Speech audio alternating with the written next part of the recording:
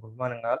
Today, I am discussing the remaining topics in the contemporary management. So, next one is CMM, that is the capability maturity model. So, this is generally used in the software industry. It is nothing but it indicates the performance of the software company. So, depending upon this CMM level, uh, the suppose the development indicates suppose the if the company is in a good position in the software industry, then it has top rank. So why this CMM is important for software companies? Suppose the investors, somehow suppose those who are interested to invest in that company, invest money in that company, then there is a need of this CMM level. So those who are having the good level of CMM, then ultimately uh, people are interested to buy the shares of that company, and also uh,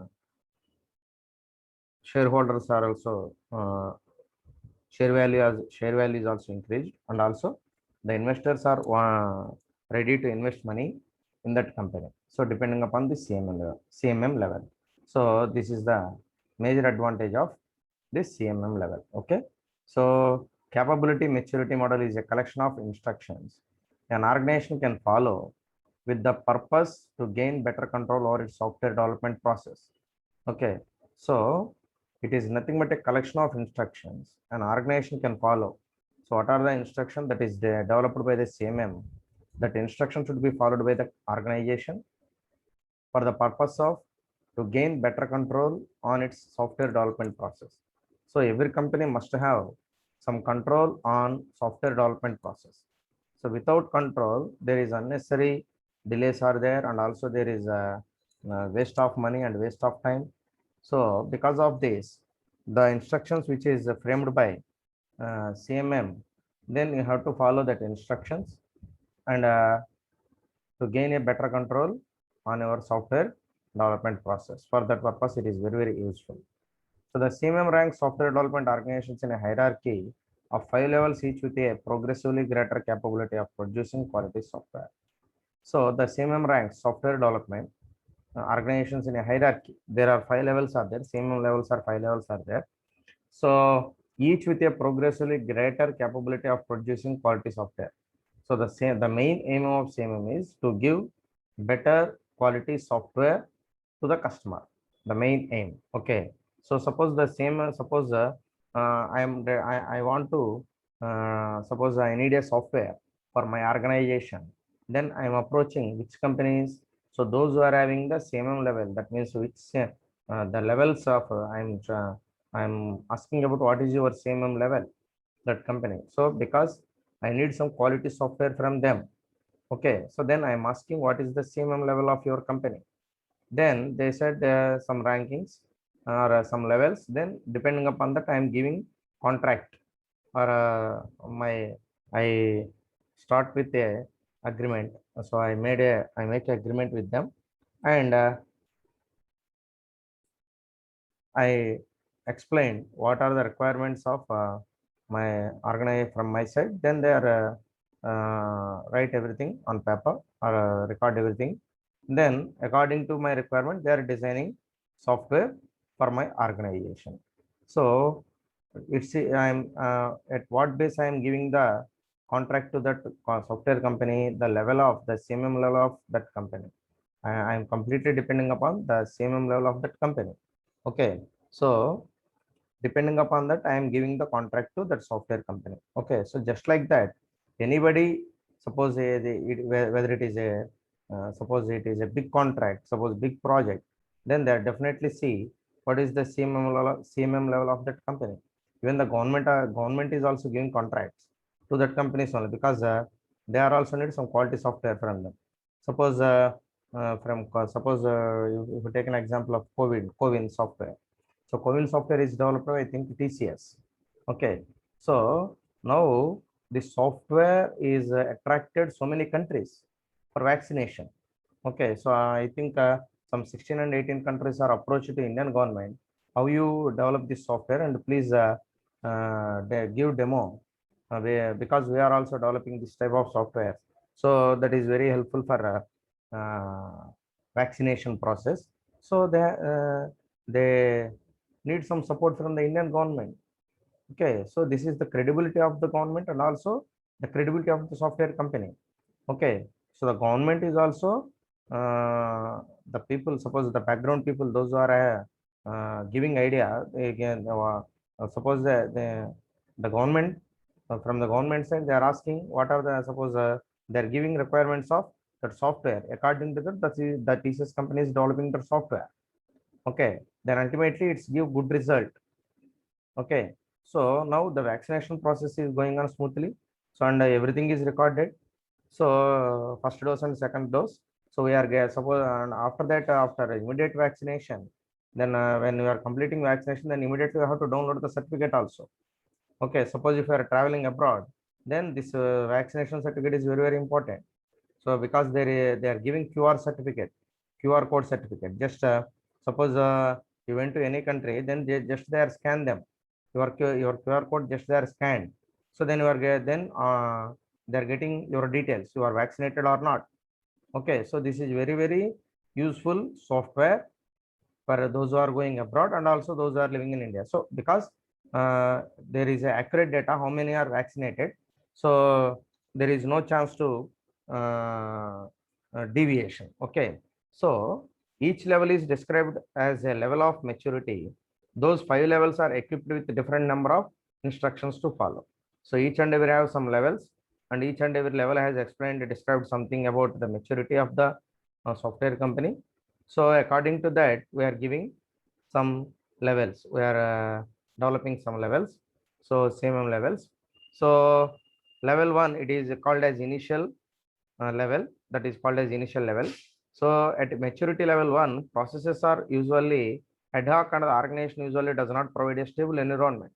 So in this, suppose they are in a starting position. The software company is in a starting position. They are startups, suppose. So processes are usually ad hoc and the organization usually does not provide a stable environment. Okay, so these are usually ad hoc and the organizations usually does not provide a stable, because in the organization there is no proper stable environment, does not provide any stable environment for the software development process. So this is a mistake of the software company, not the persons. Okay, so then level 2. So level 2 is the repeatable. Okay, so level 2 is repeatable. So repeatable means at this maturity level 2, software development success are repeatable. Suppose they're already success in some software development previously, then they're repeating again what strategy they have to follow. Then they are repeating again and again. The organization may use some basic project management to track cost and schedule. So they are using some of the basic project management techniques or to track cost and schedule. What is the cost of the product and what is the schedule of the product they are developing in this repeatable stage. Then third one is level 3, defined. So level 3 is the defined. So maturity level 3, processes are well characterized and understood. So in this level, processes are well characterized and also they are easily understood and are described in standards, procedure, tools and methods. And also they are described in standard procedures and also tools and also methods. Okay, so in this method they are clearly well characterized and understood. They are very clear and also easily understand, and we are described in standards, procedures. We are developing a standard procedures and tools and methods for software development process. Then these are all used by the software company. Okay, so that is the level 3 defined. Then after that, level 4 is the managed. Okay, so level 4, it is named as managed. So using precise measurement, management can effectively control the software development effort. Okay, so under this using precise measurement, management can effectively control the software development effort. Okay, so in this method, in this level, the software company having good control on their software development process, they are effectively done the controlling process of software development. Then in particular, management can identify ways to adjust and adapt the process to particular projects without measurable losses of quality or deviations from specifications. Okay, so after that, management can identify ways to adjust and adapt the process to particular projects. So how the projects are adjusted and how to adapt that projects without any measurable losses. What is main important point is without measurable losses. Okay, so minor losses is okay. So, but the losses are at measurable level, that is difficult. So then without any measurable losses of quality or deviation from specification, what the specification you have to give, then you are completely follow that specification. According to that specification, you have to develop the software, and also you are giving the best quality and without any deviation. Okay, suppose without any deviation, what you have to set previously and what you are giving the specification, there is no deviation with the specification. Then level 5. So level 5 is the optimizing. So optimizing means this maturity level focus on continually improving process performance through both incremental and innovative technological improvement. Okay, so optimizing is nothing but it is one of the maturity level. Focuses on continuously improving process performance through both incremental and innovative technological improvement. So in this method, the performance improvement is continuous process. They are continuously improving the process of performance, and also they are using incremental and innovative technological improvements. Okay, so they are always innovative. Then suppose they are following new things, and also they are inventing new things, new technologies, and their improvement. Suppose the technology improvement is continuous. Okay, they do not stop anywhere. So they are continuously improve technological and also performance. Okay, technology and also performance, they are continuously improving. Okay, so this is the level 5. So those who are having the level 5 companies, suppose the level 5 ranking, then ultimately these companies will be treated as a good companies. Then level 4, level 3, level 2, level 1. So level 1 is least one. So level 5 is the toppest. So 5 is the good ranking, 4 is also good ranking, and 3 to 1 is comparatively some slow ranking, suppose less rankings. Then level 4 and level 5 is okay. So both are considered as good ranks. Okay, so this is about CMM. Then next one, SCM, supply chain management. This is also one of the important thing nowadays. So supply chain management, then you have to see this diagram, then you are easily understand what is the supply chain management concept. Then after that, we have to see the theory part. So then first you have to see where it is started. Supply chain management is started from raw material. So we are collecting the raw material. So first basic need is the raw material, where it is there, where it is available. First you have to identify where it is available, that is the raw material. And after that, second one, you have to identify the supplier. The raw material is supplied by the which persons and which suppliers. Then you have to identify the supplier, and after that, third one is manufacturing. So after that, you are collecting the raw materials from the manufacturer supplier. Then you have to go for manufacturing process, that is factory. That's indicating the factory symbol. Then after that, you have to distribute. After manufacturing, you have to distribute the product to the destination, that means the customer. Then after manufacturing, you have to follow any distribution channel. So already we are discussing the marketing management. So how to use any type of distribution channel, airways and cargo normal. So air cargo or normal cargos. Then you have to deliver with the road transport or air transport. Then after that, it delivered to retail location. So suppose retailer site, that means retailer store, and after that it reaches to the customer. Okay, so the customer is placing order online. So that's why it is indicated with the laptop symbol. They are putting laptop symbol. So uh, so you have to use the airlines for international export. Suppose you have to export something to some other country, then you have to use the airlines also. Okay, then after that, finally it reaches to the customer.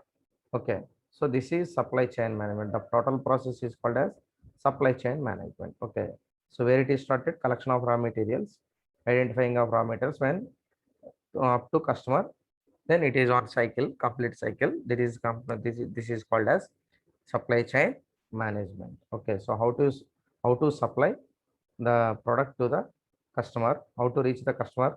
Suppose the product is how to reach the product to the customer, that is main important thing in the supply chain management. You have to manage all these things in an efficient manner, then only you have to give timely delivery to the customer. So that is very very important thing. So supply chain management. So supply chain management is the optimization of a products creation and flow of from raw material sourcing to production. Okay, so from where it is started, raw materials, you have to collect the raw materials and logistics and delivery to the final customer. Finally, you have to deliver the product to the customer. Okay, so then SCM encompasses the integrated planning and execution of processes required to manage the movement of materials, information, and financial capital in activities that broadly include demand planning, sourcing, production, inventory management, and storage, transportation or logistics, and return excess or defective products. It is a long sentence. So, so we have to explain in a brief manner. So after that, SCM is integrated planning and execution of process. Okay, so it is nothing but a processes required to manage the movement of materials. So in this way, you have to observe the movement of materials. So materials are, suppose you have to take the initial stage, step one, then how they are moved to step two, and how they are moved to step two, and step three, step four, step five, like this. So you have to observe the materials movement, and after that, information and financial capital in activities. Then after that, another important thing is information regarding process, manufacturing process, and also financial capital in activities. So what are the financial requirements for activities that broadly include demand planning.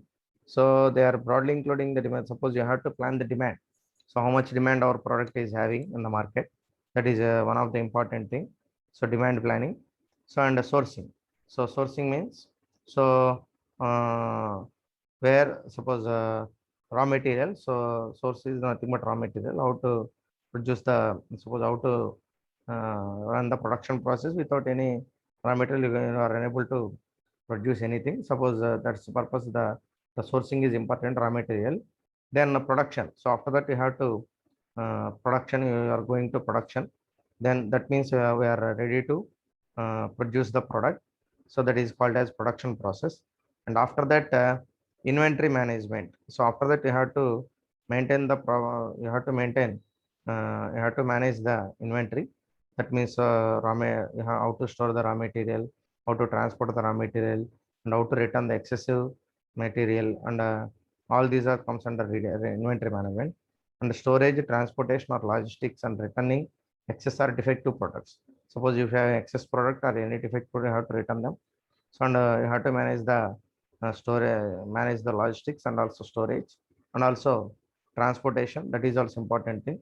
So you have to focus on all these things. Then this is called as a proper management.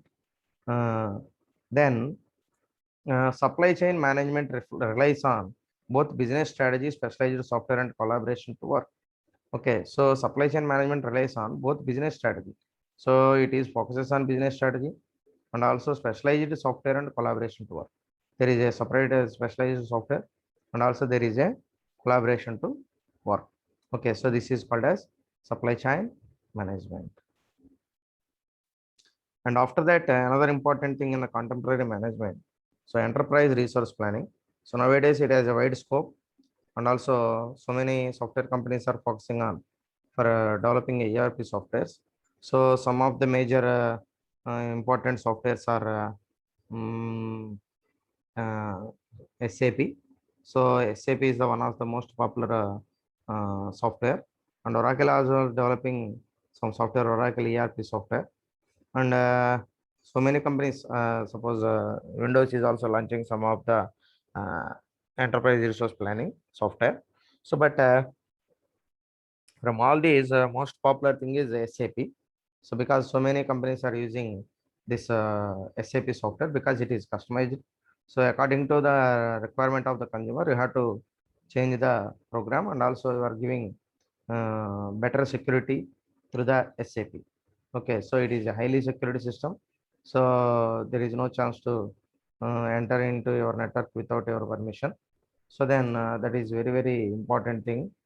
So under this ERP, so you have to plan the total enterprise.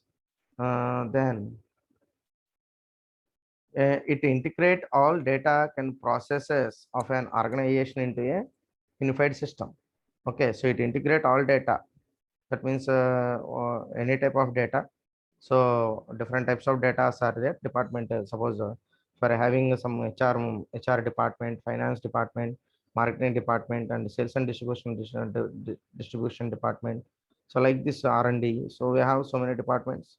So then we have to uh, gathering different types of collecting different type of information from the different departments. Then after that, you have to integrate all these information. You have to collect the data from various departments. Then you have to collect that. So then, so after that, a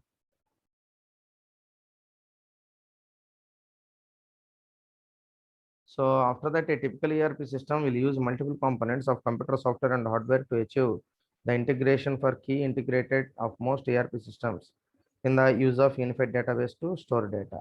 So data is very, very important.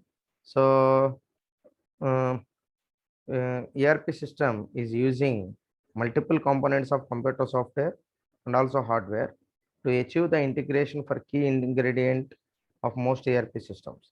So it is helpful to integrate the things. Then uh, for key ingredients of most ERP systems is the use of a unified database to store data. So each and every ERP system will provide the facility of the unified database store data. Okay, so this is the option is provided to uh, this option is provided to uh, the people who are monitoring the ERP. Then ERP systems cover all basic functions of an organization. ERP is also covering all the basic functions of the organization. So and regardless of the organization's business, non-profit organizational, and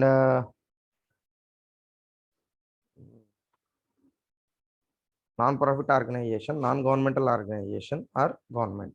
Okay, so ERP systems cover all basic functions of an organization, and organizations, regardless of the organization business. So what type of business you have to follow? There is no need to the data. Then non-profit organization. So that is also important one. Though, and then non-governmental organization of government. So it is a non-governmental organization of the government.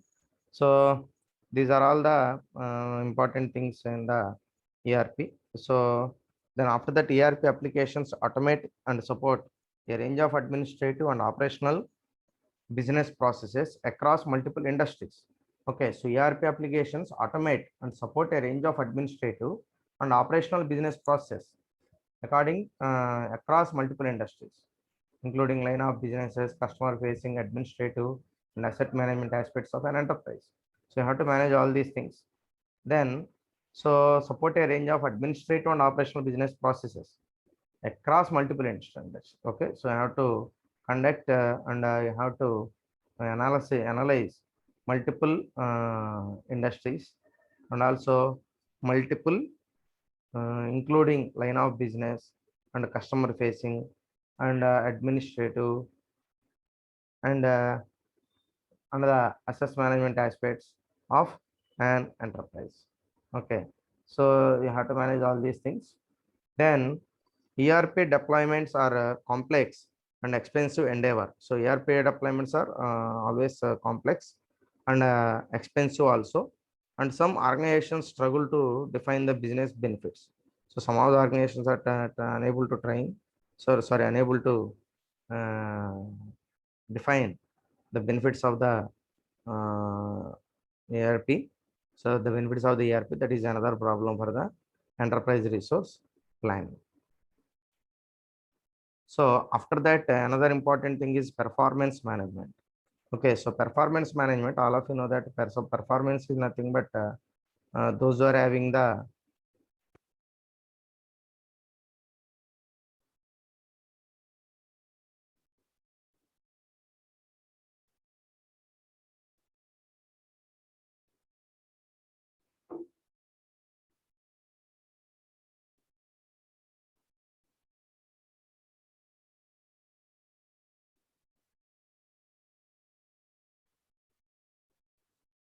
So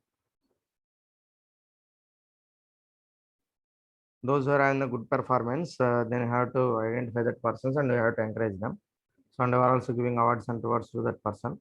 So performance management is covered with communication. It is completely covered with communication. Then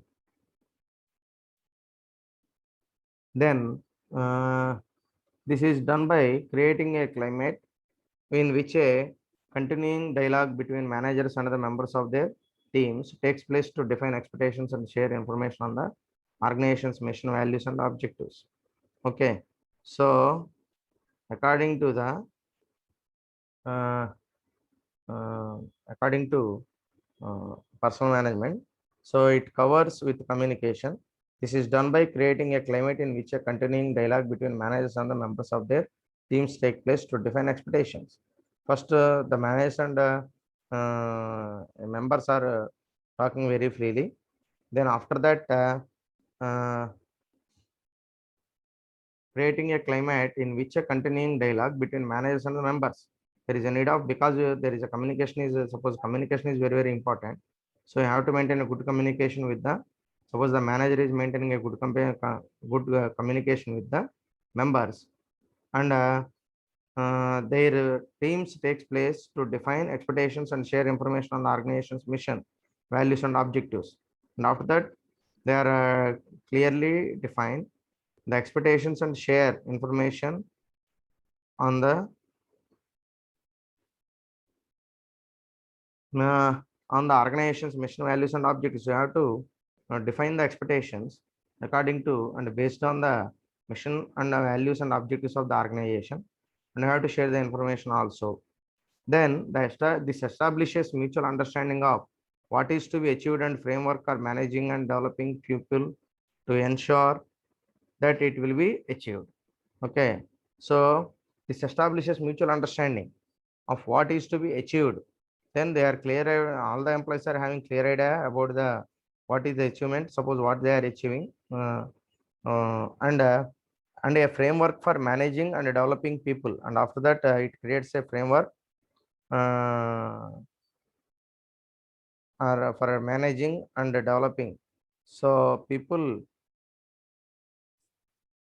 to ensure that it will be achieved. So all the people are working in a common direction how to achieve this one. Then next one is the definition is set by Ms. Armstrong Murlis. Okay. Then after that, next definition is given by Fowler. So in 1990, performance management is about managing the organization. It is a natural process of management, not a system or technique. Okay. So it is nothing but a about managing the organization, and it is a natural process of management, not a system or technique. Okay, so this is performance management. After that, business process outsourcing. So BPO is another important concept. So nowadays software companies are majorly using this concept, BPO. Suppose they are contracting with some big company, they are giving the contract, so their time is not uh, suppose they don't have some time, suppose they are unable to produce or make something, then they are approaching the BPOs. So they are giving that work to the BPO. That means outsourcing. That is called as outsourcing. So in software industries also, there is a big projects are there. So the software company which are located in the different companies, they are suppose our Indian companies are making contract with them, and we are ready to do this project. Then how much time we are giving, and what are the things, then they are explained. So BPO refers to a decision to subcontract some all or non-core processes. So it is nothing but a subcontract. Suppose I am the main contractor, I am giving some of the work which is suppose I have suppose I got a big order, so then I am giving some outsourcing, some task is outsourced to some persons, then this is called as business process outsourcing. So the main motive for businesses process outsourcing is allow the company to invest more time. So they are it is the main advantage and main aim for this is to come to is allowing the company to invest more time. So with some other activities, Suppose they don't have some much more time to manage all these things, then you have to outsource some of the works. Then you have some more time to invest the company issues. Then money and human resources into core activities and building strategies which fuel company growth. Okay, so after that, uh, uh, outsourcing is also allowing human resources into core activities and building strategies which fuel company growth. That these are useful for company growth. The global market today is highly competitive and ever changing. So the daily market is highly competitive and there is no change. So a company must focus on improving productivity and yet cut down cost. So from our company side, you have to focus on the improving the productivity and also you have to cut down the cost. There is a lot of tasks that use up precious time, resources and energy are being outsourced. Okay, so there is a lot of tasks use up precious time. So resources and energy are being outsourced. Then you have to resource something. Then they are completing the task. BPOs are the units to which work is being outsourced. Okay, so BPOs are nothing but it is these are the units to which work is being outsourced, are flexible, quicker, cheaper, and very efficient. Okay, so the BPOs are doing that work in a flexible manner and quicker and also cheap cost, low cost. Okay, so BPO is contracting of specific business tasks such as payroll to a third party service provider. Suppose the payroll process is outsourced to the some other some BPO, then they will take care about all the things regarding payroll. So BPO is often divided into two categories. There are two categories in the BPO. One is back office outsourcing, second one is front office outsourcing. So the internal business functions such as billing or purchasing, these are outsourced, then it is called as back office outsourcing. And front office outsourcing is customer related services such as marketing or technical support. These are outsourced. Then it will be treated as front office outsourcing. Okay, so these are the two types of the business process outsourcing. Then after that, business process re-engineering, BPR. Suppose is there any change in the environment of the organization? Suppose is there any changes in the business environment? Then you have to re-engineering the process of business. Then only we are getting advantage from the external factors. So definition of this BPR is the fundamental rethinking and radical redesign of business process to achieve dramatic improvements in critical contemporary measures of performance such as cost, quality, service, and speed. Okay, so there is a rethinking and radical redesign of business process. So we are redesigning our business process to achieve dramatic improvements. For what purpose you have to improve? So you are getting some dramatic improvements in critical contemporary measures of performance. Okay, so in critical contemporary measures of the performance, such as cost, quality, service, and speed, you have to improve all these things. This is definition is set by the Hammer and Champy.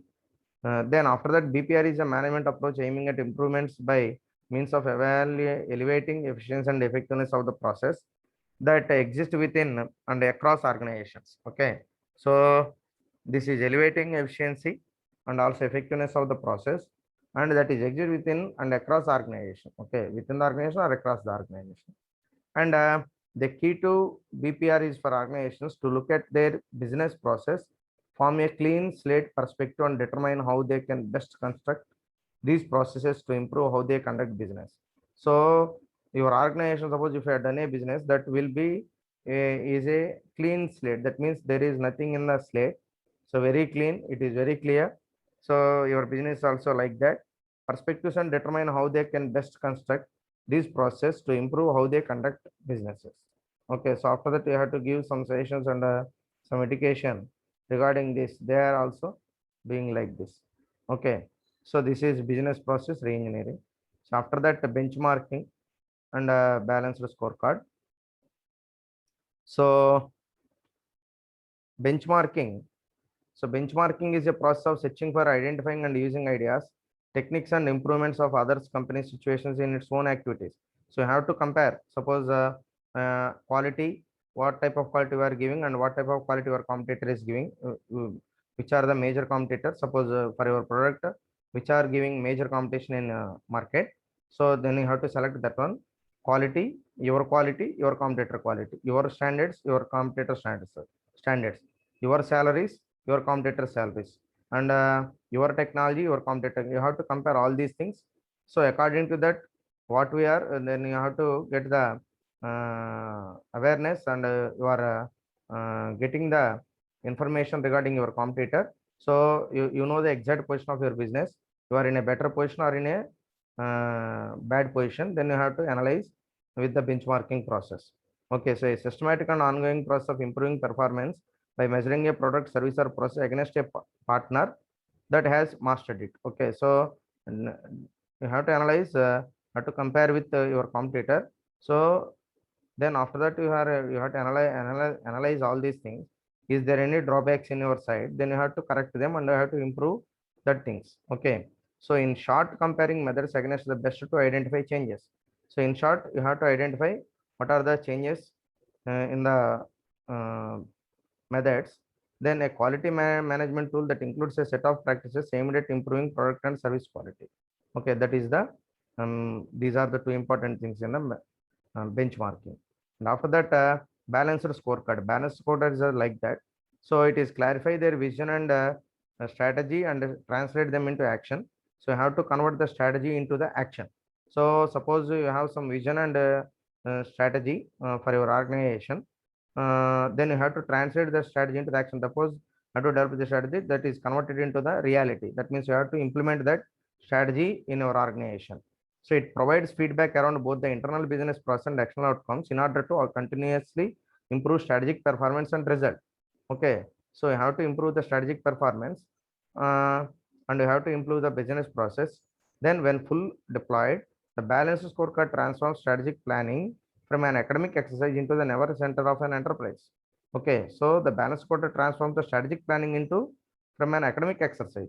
So the balanced scorecard suggests that we view the organization from four perspectives, that is learning and growth perspective, business process perspective, customer perspective, and financial perspective. These are the four perspectives are very important. Okay, so